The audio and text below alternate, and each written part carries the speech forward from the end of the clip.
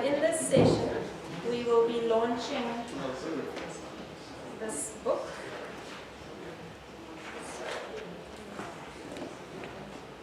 Which is also on sale outside at a reduced price, so you can get it while you can. We've got two of the contributors on this book on the panel today, and Vish is the editor of the book. And then we have a respondent, Tonnage, who's actually filling in for Seapool from Oxfam, who didn't make it, but thank you for doing this. So our two panelists are Vish, and I think by now you all know who he is. Let me just say it again. He's a democratic eco-socialist and has been an activist for over 3 decades. He's an associate professor of international relations at WITS. He edits the Democratic Marxism series and is the principal investigator for the Emancipatory Futures Studies in the Anthropocene Project. And then we've got with us Patrick Brennan, who was one of the co-authors of one of the chapters in the book. And he is a consultant in the fields of technology, energy, and industrial policy, currently working as a project manager for the Transition Township project in KwaZakhele. He has an MBA from UCT and is a PhD student in the development studies at Nelson Mandela University. And then our respondent, Tonnage Machiritsa, is the program coordinator of cooperative development at Oxfam South Africa. Tonnage has worked in local and international NGOs developing and administering community development. He works with waste recycling cooperatives and waste picker groups in the city of Ekurhuleni and city of Johannesburg and Cape Town. He is the founding member of the Fair Plastic Alliance, FPA, a global alliance that promotes and facilitates the development of inclusive and sustainable initiatives along the entire recycling value chain. So welcome to our panelists and our respondent. And I think we'll start with Vish. Yeah, you have about 10 or 15 minutes. Do you want to come up? Okay.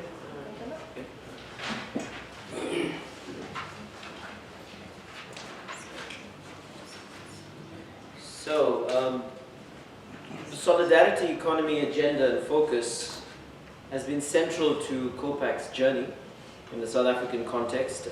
We have a research agenda on this. The first volume was called Solidarity Economy, Emerging Theory and Practice. And that was really about a dialogue between South African practitioners and international practitioners, from Italy to the UK to Brazil and other places, and to try and situate what we were trying to do. This is the second volume, and it really goes one step further to engage with the state in South Africa. So there's a whole host of chapters from, if you like, state-based functionaries that have been advancing cooperative development in South Africa. There has been a quantitative discourse around cooperatives coming out of the state, a big push. We've tried to pin down a figure around how much money has been spent, because policy works vertically and horizontally in the state. So, you know, whether it's line departments or whether it's across governments and local levels and so on and so on. It's really hard to pin down the number, but it's really potentially running into over $1 billion. Okay. The quantitative discourse also tries to, if you like, suggest that there's been massive growth of cooperatives in South Africa. Over 100,000 cooperatives from about 1,400 in 1994. Mainly historically Afrikaner cooperatives in agriculture and so on. So this is vaunted as success. It's vaunted as progressive policy. So we seek to challenge that in this volume. So we have, if you like, the Tsar of Cooperatives, Jeff Nduma, who would have been here, by the way. He had another commitment, an urgent government thing, but he would have been here. And he's been there in the government driving the policy for a long time. He's also championing, if you like, the amendments to the Cooperatives Act, the 2013 amendments. And that does various things. It deepens a kind of top-down rationality and logic around cooperative development through a cooperative kind of training facility. one apex body for South Africa. This is unconstitutional, actually, because here it's been a nice one in the book, in our debate. So one apex structure for all cooperatives, okay? Whereas cooperatives are based on the principle of freedom of association. It's also seeking to put in place a tribunal for conflict resolution in these amendments, which actually COPAC proposed to the department, because we could see a lot of conflict on the ground in these processes. And particularly when either big men take over or rogue elements capture a cooperative, there's no recourse, there's no redress. So the idea of a tribunal came from us because we felt that it gave members a chance to go somewhere and, if you like, petition, protest, and so on for redress. But it is in a top-down logic. It's another iteration of the state trying to lead cooperative development in South Africa. Now, the results of cooperative development have been dismal, and there's a whole set of problems with it. From, some surveys suggest 87% failure rates, but there are more specific micro problems with cooperatives. Technical problems, institutional problems, educational problems. All the research we've done over the years as COPAC, we have found that most people don't know what a cooperative is. So it's very much a fast-track approach. We will address youth unemployment with cooperatives. We will address poverty with cooperatives. It's becoming the panacea for everything, but really solving nothing. So the institution and this beautiful idea has been set up for failure by the government.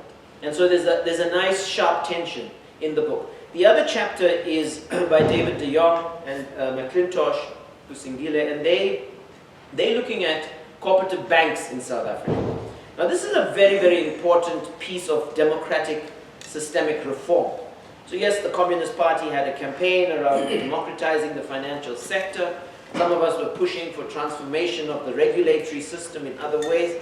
But in the end, we've secured a Cooperative Banks Act of 2007.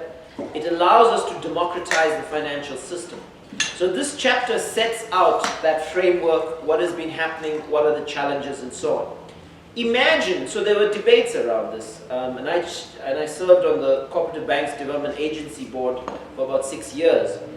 And we laid the groundwork for cooperative banks to emerge. Training courses for managers at University of Pretoria, startup processes, etc., developed with the CBDA and things like that. But the uptake wasn't that great. So we have a queue for cooperative banks. We only have, I think it's 2 in the chapter. But the first one was in Orania, okay? And we don't have our own cooperatives, cooperative banks in our communities, because the solidarity thing is not very strong, and you can explain that. That is the residue of Afrikaner nationalism and so on, really pushing this alternative. What do we have? We have neoliberal national liberation politics, okay? Dog eat dog. So it's not taking off. But the debates that we had also around this was that, this is not microfinance. This is not livelihood stuff. Some of us were arguing that cooperative banks are a democratic systemic reform. They are about deep change. So imagine if small-scale farmers control cooperative banks. They control a pool of capital. They can do amazing things with that. Imagine a village controls a cooperative bank in the context of the just transition. What will that do in terms of renewable energy? What will that do in terms of food sovereignty pathways, solidarity economy networks, and so on? So controlling capital, rather than capital controlling us, which is the logic of neoliberalism, is what cooperative banks are really about. It's flipping it on its head. It's giving people power to control capital. So some of us lost that debate in the CBDA, by the way. And so it all became about another financial institutional form. And so it took on an institutional drag. It was about managing risks to the financial system. But again, it comes down to us failing as political forces from below to claim these democratic systemic reforms and to make them work for us. The other chapter in the book is about community public works programs. And this particular, by not David Masondo, his younger brother, Temba Masondo. get them confused. David was meant to write me a chapter in another book, but anyway. Temba writes about community public works programs, and he looks at 2 case studies, and he looks at the potential for pathways. So people come together in these programs and they cut grass verges and they do some repair work in their communities and so on, and there's some kind of solidaristic relationship, albeit shallow, that expresses itself in that work. There's an income transfer to people inside these programs and so on. And he's tried to work out why the state hasn't helped these groups go beyond that, to institutionalize worker cooperatives. And so there's 2 interesting case studies in this book. But what it reveals, again, is that the state logics, okay, work in particular ways. And particularly with the managerialism in the state, etc., it's not really about capacitating people-led processes, okay? So these are income transfers, it's a technocratic exercise. We can show so many 200,000 people working across South Africa in community public works, great. We are ameliorating poverty, good. The president can trumpet it or whatever. But it's not doing more than that, it's ameliorative. And that's the problem. So that's a big part of the book, but the book is also about a dialogue with those of us who are solidarity economy practitioners, thinkers, and so on. And the solidarity economy idea has a long history and a short history. Its long history is over 150 years, and it goes to the heart of the Industrial Revolution and the rise of industrial capitalism, where there was a bifurcation. On the one hand, you had cooperatives that emerged to respond to the deleterious impacts of industrial capitalism, to, if you like, ameliorate some of the harsh impacts. So you had the rise of the Rochdale cooperatives, which was really a consumer cooperative, where workers aggregated their power, their buying power, and they bought food and things like that. But the other side of this was workers confronting the cyclical crisis tendencies of capitalism. So factories, even in the 19th century, used to basically die. Okay, there was economic crisis and so on. And so workers responded by taking over factories, even in the 19th century. So solidarity economy has its roots there. In the 20th century, and to come to the more recent period, solidarity economy has its roots in the rise of anti-systemic movements in the latter half of the 20th century. So whether it was radical liberation theologians in Latin America, so in the 80s, for example, in Central America and Brazil, it was the radical Catholics that were talking about the solidarity economy. In Brazil, it was the waste pickers, it was the MST, the movement, Landless People's Movement, and so on, that were talking about solidarity economy. And in Brazil, it is all the movements at the grassroots that talk about solidarity economy. So solidarity economy is an idea that is part of the emancipatory utopian imagination of anti-systemic forces. It also became very crucial in the imagination of the World Social Forum.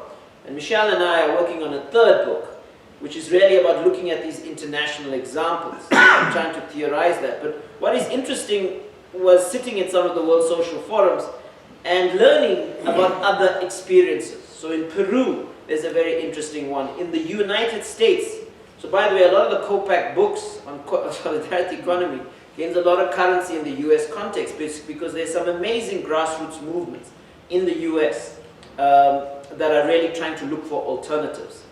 One of the prominent ones is Jackson, and I think Mazibuko visited it and so on.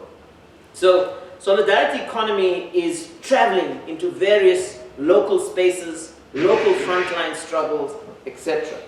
So we've been trying to translate solidarity economy into the South African context, in the context of failed state-led cooperative development, but married in a weird way to neoliberalism.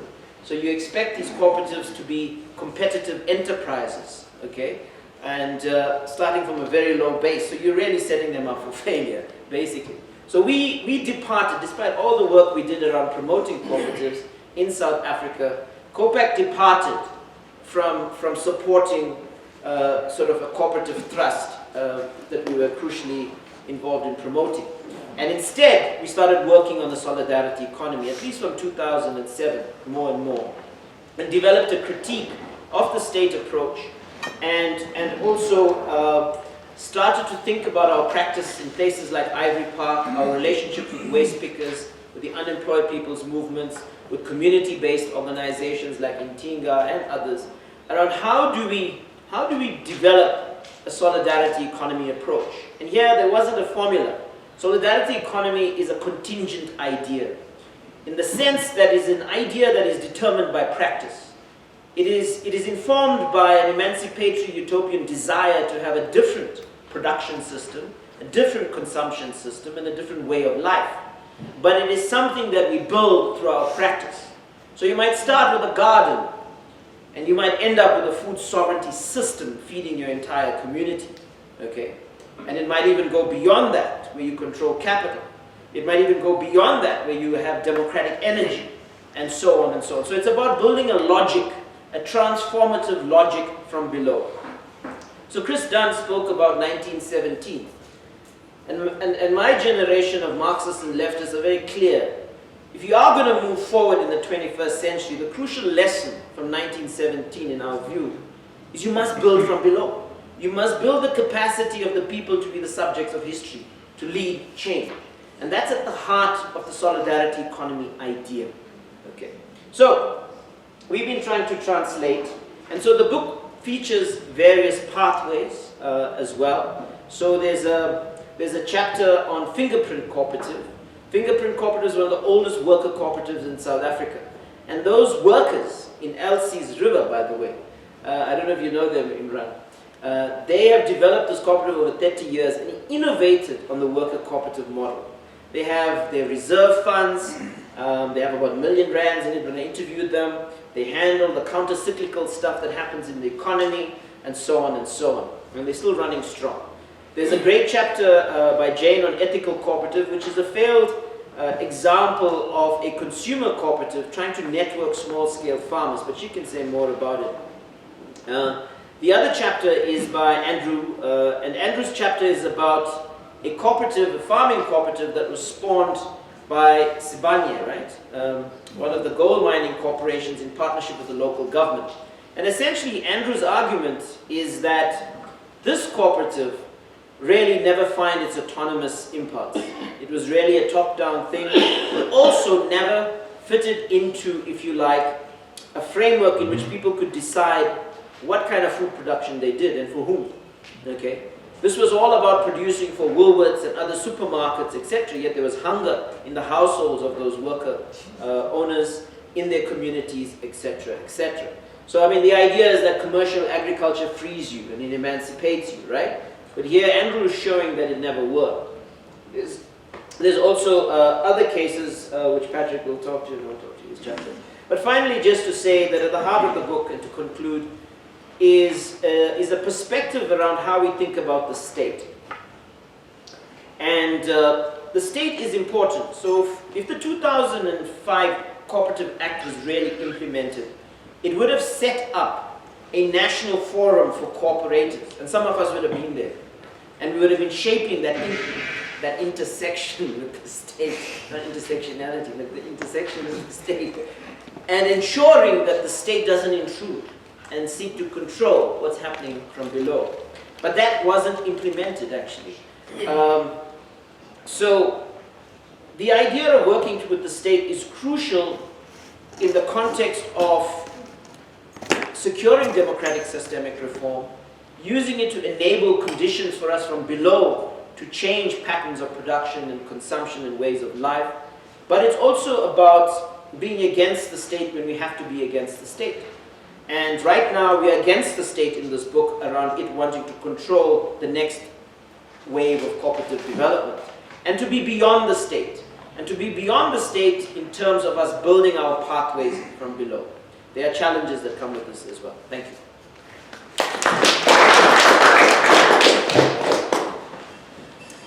Thank you, Vish.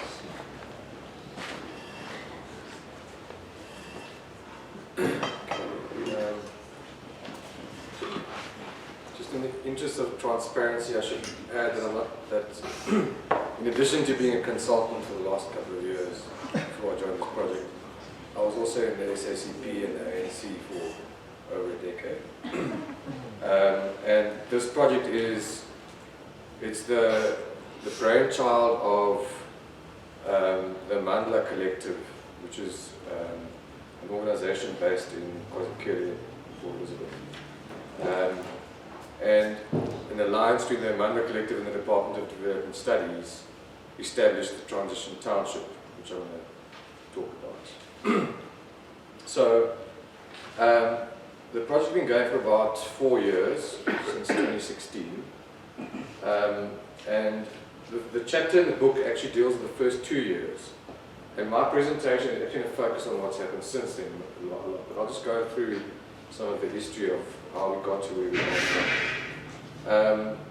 So, the first year involved, we selected a team of 10 community activists from various different organizations, including political parties, women's movements, basically people who were active in the criteria for joining the team was that you had to be unemployed and you had to be in an organization that's involved in some sort of community activity.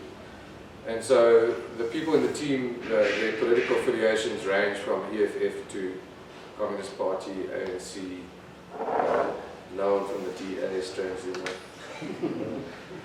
But basically a tap on the shoulder, you come and join the project, and we then train those guys.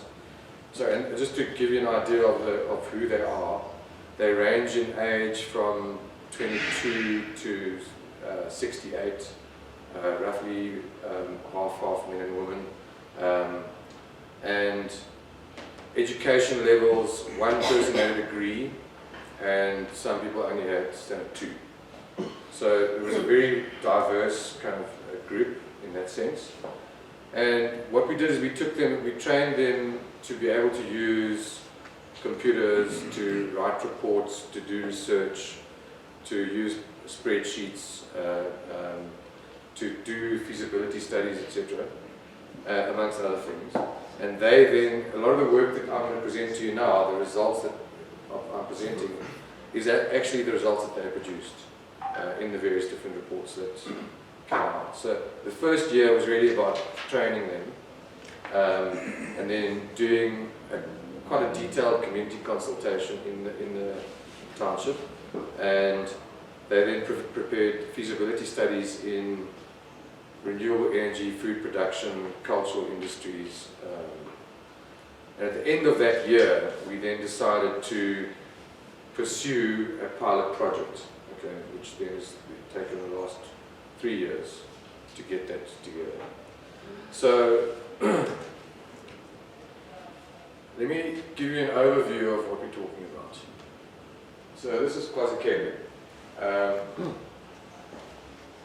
This is the Swat, if anyone knows Port Elizabeth, this is the Swartkops River. There's a brownfields industrial site here which used to be a power station and is now being used as a manganese ore dump. That's quite an important wetland called Pond 6. There's another wetland up here, all linked to the Swartkops estuary. All of this is industrial land and estuary land. So there's a Port Elizabeth, a very industrial town, and the estuary has been impacted by sort of 2 centuries of industrial development. And this is the township over here. It's roughly 25,000 households, 120,000 people. Since 1994, there's been extensive development in this area. Before 1994, there was hardly any roads or services or anything like that. But there's been housing, roads, electricity, water in every household. And we'll talk a bit about what that means in a moment. A highly skilled workforce, motor industry kind of and related industries, but 50% unemployment. And as I said, relatively high degree of delivery. So the aims of the Transition Township project: to mobilize citizens to participate in the development of KwaZakhele, to revive the economy of the area, creation of sustainable livelihoods, asset-based economic development. So the idea there is it's not just job creation. In fact, jobs creation is not going to save us. We need assets. People must own assets. Food sovereignty, participation in the climate jobs campaign, which we have done since the beginning. Promotion of the circular economy, and then appropriate use of technology ranging from solar PV, hydroponics, we've been interacting with smart city initiatives. We'll talk about Industry 4.0 and all that sort of stuff as well. And the way we conceptualized it at the beginning was that the university, together with the city and funders and investors, would set up some kind of NPO which would then activate cooperatives in various different, which would have various different activity areas of focus. And so training, governance and funding would come from that element. The overall cooperative would deal with operations and marketing, and then production would happen at what we're now calling a gap tap co-op, and I'll talk more about what a gap tap is in a moment. But the idea here is that these are neighborhood cooperatives which feed into a township level cooperative. So that was the idea we started out with. And it evolved into something like this, where it's not entirely dissimilar, but basically there's an organization that's been established by the community research team called the KwaZakhele Development Association, which then supports the gap tap co-op, which then engages in production, and then that gets distributed and marketed through a secondary co-op at neighborhood level. So, all right, so the gap tap pilot, I should explain what a gap tap is. Yes. There's 120 of them in the township, and I'll show you one shortly. They're about 1,000 square meters, and originally the residents used to have to fetch water. When there's no water in the houses, there would be one standpipe on a gap tap for 36 households, and people would have to go and fetch their water there. So now they're standing empty, and they get used for various different, sometimes for weddings, some of them are basketball courts, etc. So the idea was, this is after we'd done feasibility studies into various other ways of doing this, we arrived at the conclusion that the best vehicle, or the best space to do this in would be one of these gap taps. After consulting, after the consultation process both with the local community and with engineers and the city, we reached the conclusion that this would be a good place to basically try out what we're going to do.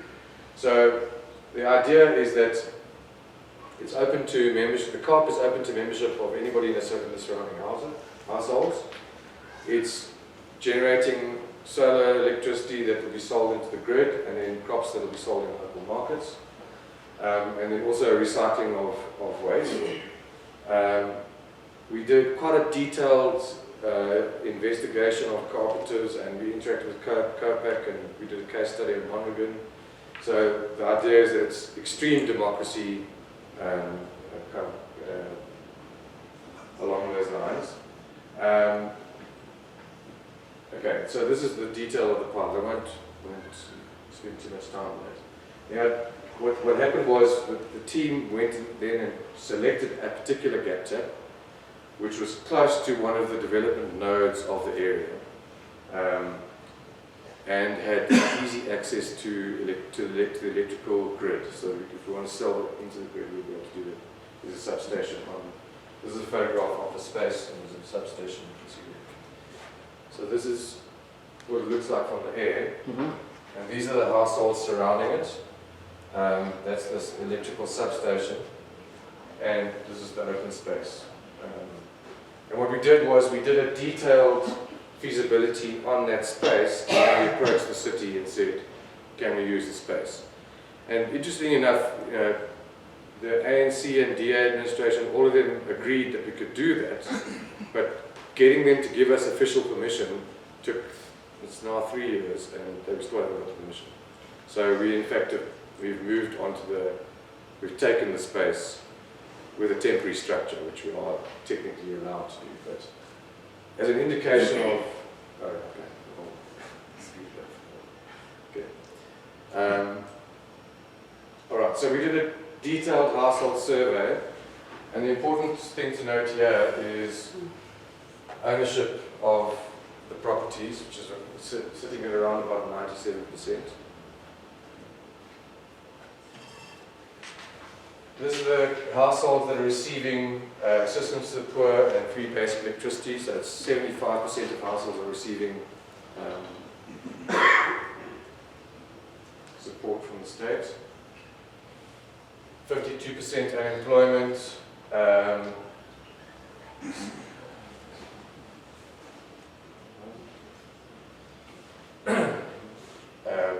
Social grants, so 75% of households are receiving social grants. Tired.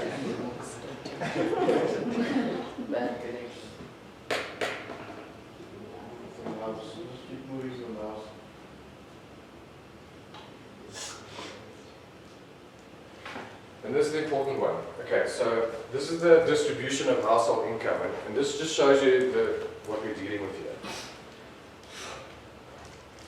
This graph, that's between 1,000 and 2,000 rand a month. 50% of households are earning less than 1,800 rand a month.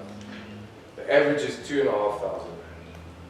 So what we're trying to do in this project is to move this graph in that direction.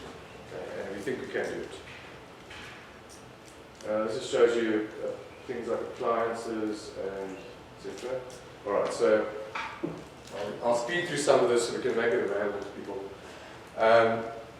This is meals per day by in terms of number of households. So most households are eating 3 to 4 meals a day. Some are eating 1 meal a day.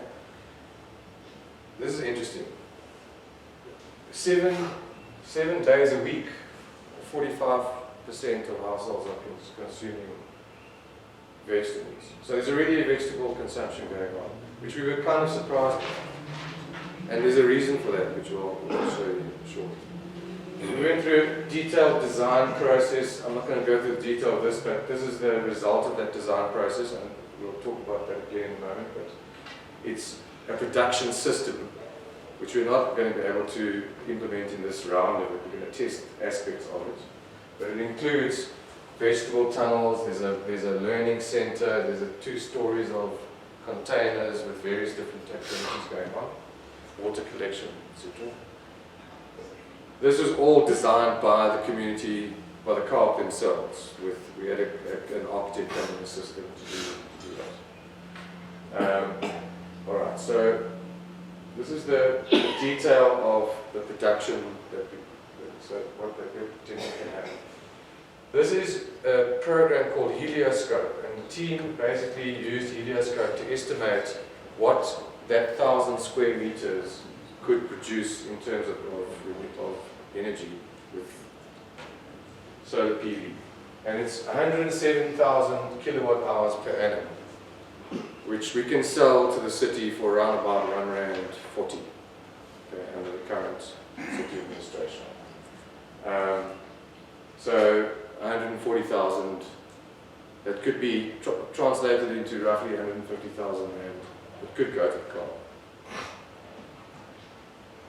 The net present value of that is something like 1.7 million rand. I'm racing through this, but this is each business unit produced a business model based on a methodology called business model canvas, which is used by startups around the world, which allows you to organize your activities into various different aspects of your business. So who are your key partners? What are your key activities? What are the resources you need? What is your cost structure? What is your revenue stream? What's your value proposition in this case? It's green energy generation, very simple, etc. And it allows that business unit to organize its activities in the production process. Okay, so we did the same for food production. These are just estimates of what the crop yields based on farming methods. So that all this information comes from the feasibility studies. And tonnage yield. And again, so if you're growing spinach, potentially you could be, if you could sell that spinach, the potential monthly value of that would be around about 21,000, which translates into around about 240,000 per annum. So again, these numbers start to add up. If you, and this is an estimating exercise, it's not what we're going to do, but potentially one gap tap could produce a cumulative surplus of around about 230,000 just using traditional farming methods and just selling that electricity without additional electrical, without not using technology to have additional productive capacity. And if you do it for all the gap taps, it adds up. So if all the gap taps did that, they could be producing around about 27 million per annum. So what we think that could do to household income is we could move, if we distributed surplus, in addition to the jobs that are created, because there will be jobs, we could move that graph at least 2 steps. So in other words, the median income would be more like 4,000 instead of 1,800. So this is the food production business model. Okay, I just want to talk a little bit about the spend on the township at the moment on vegetables. So households spend roughly about 105 Rand a week on vegetables, and the distribution of where they spend it is roughly 67% goes to the shopping centres, and roughly 33% goes to either spaza shops or roadside vendors. But the total amount is 150 million Rand, okay, per annum in KwaZakhele that gets spent on fresh vegetables, just that. Okay. And in the local, within 1 kilometre of that particular gap tap, it's 800,000 Rand. So about 500,000 on street vendors, and about another 200,000. So sorry, about 700,000 roughly in the local super. So in other words, that if we can supply just those guys, we can actually sell all 250,000 rands worth of vegetables we could produce. It's all theoretical. And sorry, this is the last thing, the last estimate part of this is household waste. I won't go into all details here, but we worked out that roughly 60,000 rands worth of household waste is produced by those 36 households. So you've got to add this again. So it's 3 revenue streams: 150,000 roughly for the electricity, about another 250,000 for the food, and another 60,000 for the recycling. And that's just doing like basic, without getting fancy with technology. Okay. There's a lot of other stuff here which I can show you. This is some of the progress that we've made. So we actually we put a tunnel up, and can I go through the challenges? Okay. So we had a lot of challenges. Firstly, delays. Like, it's amazing how if you're a cooperative, people think that they can take all the time in the world to help you, and it's 6 months' time they come back to you. The city council, any kind of organisation you're interacting with. Our own internal structure and also communication with alliance partners, and we made some mistakes with service providers. We had some internal organisational issues. Getting people from different political parties to work together can be tricky sometimes, but we got through that. I want to talk a little bit about this employment versus ownership mindset. So everybody wants a job, especially poor people. But getting people to understand that they're getting an asset that they're going to look after, takes time, but it does actually work. Okay, well, project finances, we've run out of funding, and so if anybody's got funding, we'd love to talk to you. And the performance of local and provincial government has been utterly abysmal. We deliberately tested them out by, applying for various different assistance, etc. And everything with both government and with the banks, the only time we get any response from anybody is when the university enters the fray and says, what do you guys do? So we can talk about that as well. Thanks very much. Thanks, Patrick. So, about 10 minutes.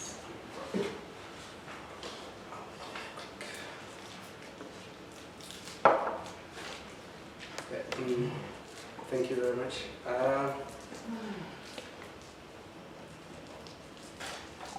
Very interesting book. The combination of the government, academics, and social and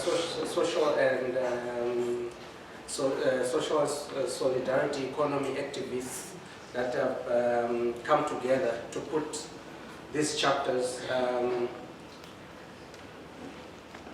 For me, it has resonated in the work that we do as Oxfam in cooperative development, and some of the challenges that have been presented in the book, and some of the challenges presented in the book have been very. There are challenges that we see every day in cooperative development, and the first chapter on the policy and the failures of cooperatives. There is a lot of talk on education and training, which is very important. Cooperative development is something that the government thinks that they can just come and say, okay, start cooperatives and give funding, and they move away. And some of the work that cooperatives do is very technical, and without the education and training, you will find that that leads to the failure of cooperatives. And this, one of the biggest things that I've seen as also highlighted in the book is this, the one-size-fits-all approach, where cooperatives and small businesses are are represented by one department, the Small Business Development Department. And looking at cooperatives and small businesses as the same as its challenges, because cooperatives are meant to compete in the capitalistic market, whereas the principles and the values are not so coherent with what they're supposed to do in community development and being able to provide for the community. If you look at the cooperative, one of the cooperatives mentioned in Andrew Bennett's chapter, you reap what you sow. This as a partnership between corporate, NGO, and government. The challenge with the cooperative was that it, as Vish said, it was providing, it was producing for the bigger markets like Woolworths and stuff, instead of producing for the community. And this is a big challenge because the autonomy of the cooperative is trampled upon by government, by this top-down approach. So one of the things also that was big in the book was the disconnect between the legislation and the bottom-up practices, because legislation does not allow for bottom-up practices. And for solidarity economy to thrive, we need to shift our thinking and to try and influence policy to change a bit.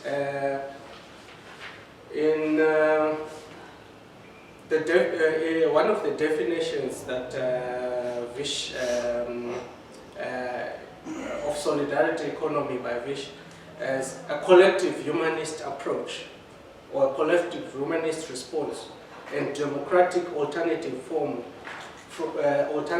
below to a crisis we all face. And this also applies to food sovereignty.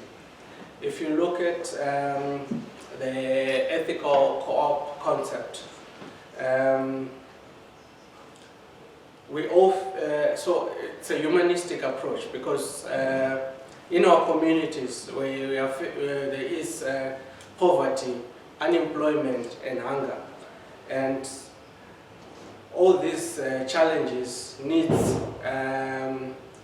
people to come together to respond, and there's a conscious choice to establish a new pattern of democratic production, consumption, and living that promotes the realization of human needs and environmental justice. So it's community-based. If you look at also the difference between the EPWP and the CWP as explained in the book, where EPWP is the big projects that government comes and say, we'll give you jobs to do the bigger kind of projects. But in CWP, there is a sense of community engagement, where people say, what do we need to do in our communities? Which projects do we need to take on? So that that public participation process is very important in starting up this movement building. And movement building is not very easy. It's not an easy thing to do. We talked earlier about communities not being areas that we just live, but we like a commune, but without the unity part.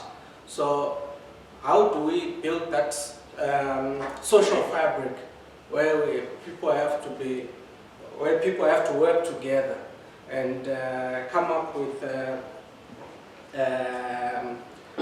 democratic production and consumption patterns that promote the realization of human needs and environmental justice. One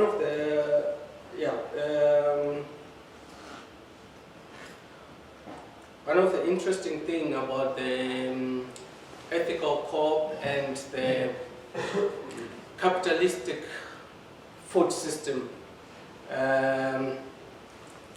is that a lot of small-scale farmers or organic farmers are producing their fresh produce, and sometimes when they try to sell on the street or anywhere as vendors, there is also some bylaws that prevent them from selling, and it's quite an innovative way of ethical co-op. It's quite an innovative way of bringing them together and try to sort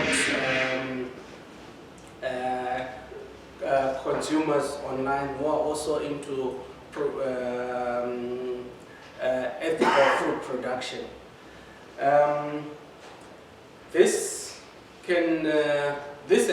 has a big potential to feed communities, because if you look at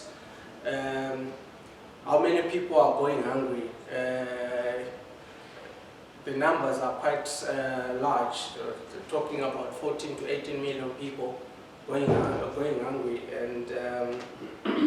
and there is a lot of food wastage, and looking at how people are exploited in the current agrarian system. People are exploited in farms. They're exposed to harmful chemicals. They don't have the land rights. Some of the people, when the farmers sell, then they are evicted from the farm. So there is a lot of challenges there, and I think building from below, starting with these organic farmers, looking at sustainable ways of producing food is something that will feed communities, and maybe from feeding communities then we can think of expanding the model and selling to other areas.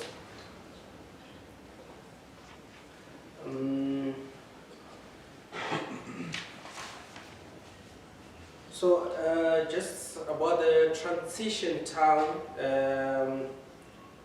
so this is how it shows the intervention, just what we've seen now, the intervention in a township and developing from below as sustainable, localized economy where residents in that township inform viable and sustainable initiatives.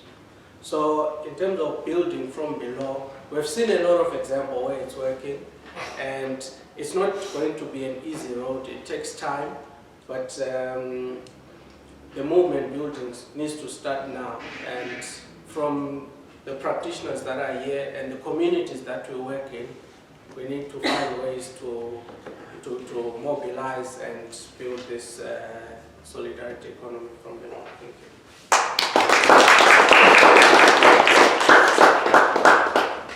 Thank you. So we are very short on time.